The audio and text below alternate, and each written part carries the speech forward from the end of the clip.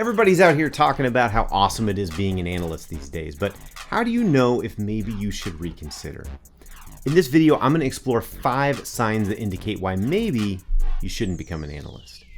You just got to analyze stuff. Hey, what's up, guys? Thanks for tuning in. My name is Matt Bratton, founder of TMBanalytics.com, your analytics career headquarters, back with another video. And this week, we are looking at specific character traits that you should be aware might make a career in analytics more challenging than you might be willing to pursue. To be sure, I'm not trying to discourage anyone from pursuing a career in analytics. You can make up for a lot with enough passion, but I also don't want to sugarcoat it and lead anybody astray. So let's just jump right in with the first sign that perhaps you shouldn't become an analyst. So number 1 is you take yourself too seriously or consider yourself a perfectionist. Why do I say this? One of the best pieces of advice or words of wisdom that I got before starting my career was that there is no such thing as perfect data. What this means is if you're not comfortable getting down and dirty in some messy data, willing to acknowledge that perhaps, occasionally, you might need help from time to time, this could be a rough go for you, okay? You're never going to have all the answers. You're never going to execute the perfect analysis.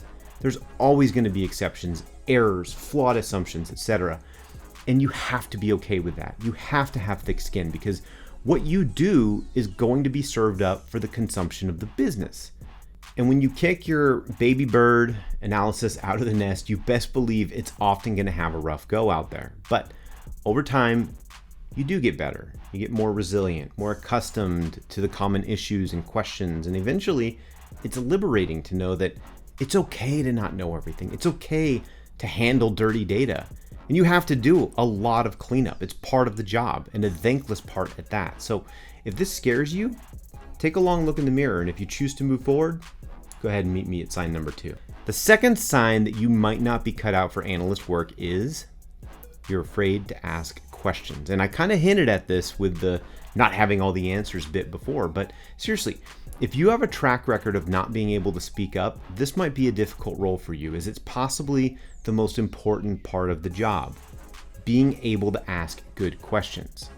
Similar to with being a perfectionist, if you have an issue asking questions because you have a habit of either assuming that you already know the answer, that's possibly even worse because now you're talking about introducing bias to your work, which is going to lead to not just bad analyses, but possibly bad recommendations. And if your work gets far enough, that's just not good for anybody. So if you struggle with asking questions, again, think long and hard about a career in analytics.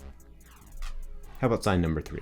Let's do it. Let's jump right in. So let's say you don't take yourself too seriously. You're good at asking questions. What happens if the answers you get from the questions are unclear? Maybe leadership has a hunch that something's wrong, but they aren't quite sure what it is. What are you going to do?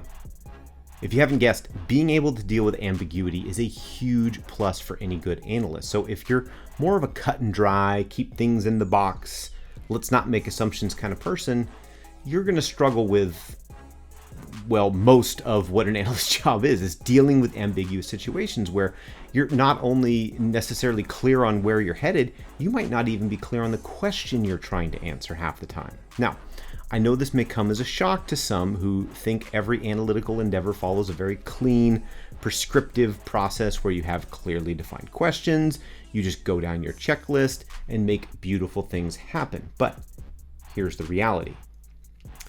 That's not reality. Sure, it happens. You could get a slam dunk analytical request, but a lot of times you're just relying on your own curiosity and someone's hunch to get you through. And if that sounds scary to you, you're welcome. Sign number 4, let's go get it.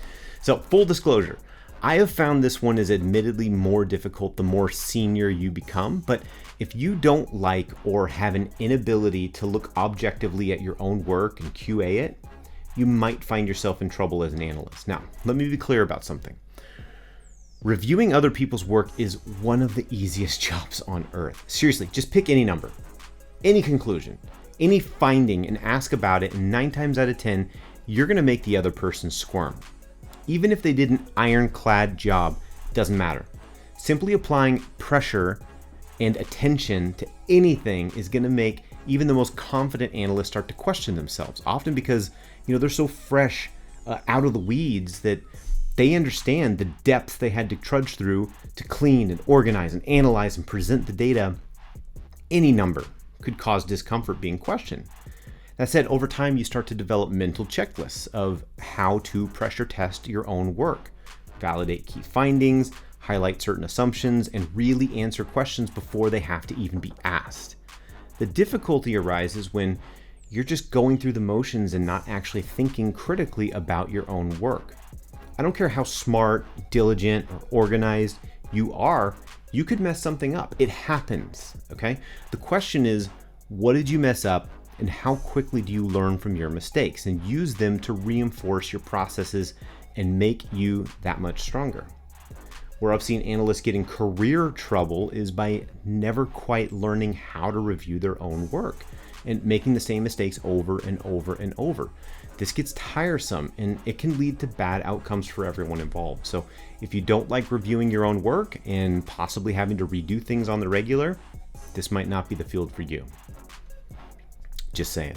Okay. And now here we go. The fifth and final sign that you might want to not consider a career in analytics, and that's if you struggle to focus or prioritize your work. Multitasking is one of the biggest con jobs of our lifetime, and anybody who says otherwise needs to check out any of the mountains of studies pointing to this conclusion. You're not multitasking, you're just doing a crappy job on a lot of different things, okay? Look, this one's difficult, especially for creative and analytical types who like variety, but in this role, you have to be able to focus for extended periods of time and see things through. This is important because a lot of times analytics require very deep, iterative thinking, troubleshooting, etc., none of which are easy to just put down and pick up again later.